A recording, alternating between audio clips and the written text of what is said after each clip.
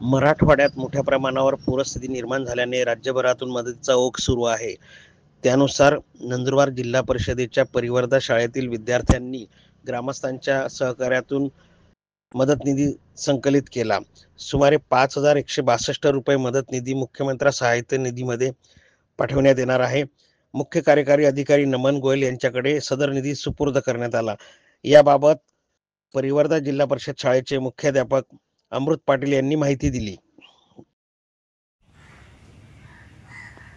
आपल्या राज्यातील बहुतांश ठिकाणी पावसाने अक्षरशः कहर माजवलेला आहे. सगळीकडे पूरग्रस्त परिस्थिती निर्माण झालेली आहे. त्याच्यामुळे अनेक शेतकरी बांधवांचे, गोरगरिबांचे, मजुरांचे घरं, शेती, संसार उपयोगी साहित्य वाहून गेले. अक्षरशः या पुरासोबत अनेक गोरगरिबांचे स्वप्न वाहून गेलेले आहेत. आणि अशा संकटकाळी आज त्या भागात खूप मोठं पूरग्रस्त परिस्थिती निर्माण झालेली आहे. आणि अशा वेळेस बऱ्याच ठिकाणी अक्षरशः त्यांना अंगावरचे कपडे नाहीत, अन्नधान्यसुद्धा वाहून गेलेलं आहे, शालेय उपयोगी साहित्य वाहून गेलेलं आहे.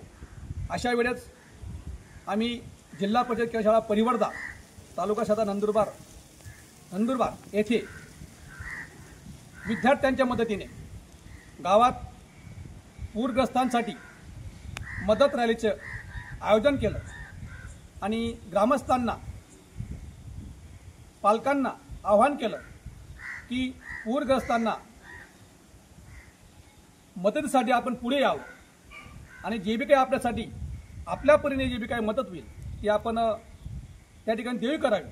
या ठिकाणी विशेषतः आमच्या शाळेतील विद्यार्थ्यांनी जे त्यांनी खाऊचे पैसे जमा करून ठेवले होते ते पैसेसुद्धा आमच्या विद्यार्थ्यांनी या पूरग्रस्तांसाठी देव केलेला आहे. या बालवयात शिक्षणासोबत चांगले संस्कारसुद्धा रुजले गेले पाहिजे. आणि ही आमच्या विद्यार्थ्यांची संवेदनशीलता पाहून खरोखर मनस्वी आम्हाला आनंद वाटतो.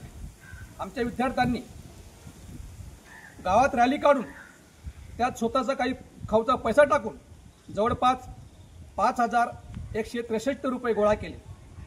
आणि हा सर्व निधी आजच आम्ही आमच्या चिमुकल्या विद्यार्थ्यांसमवेत नंदुरबार जिल्ह्याचे मुख्य कार्यकारी अधिकारी आदरणीय नमनजी गोयल साहेब यांच्याकडे सुपूर्द केलेला आहे.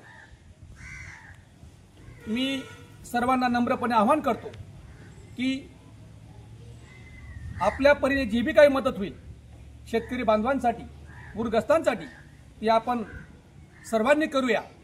आणि या राज्यामध्ये जे आलेलं संकट आहे याच्यावर आपण सर्वांनी मात करूया असं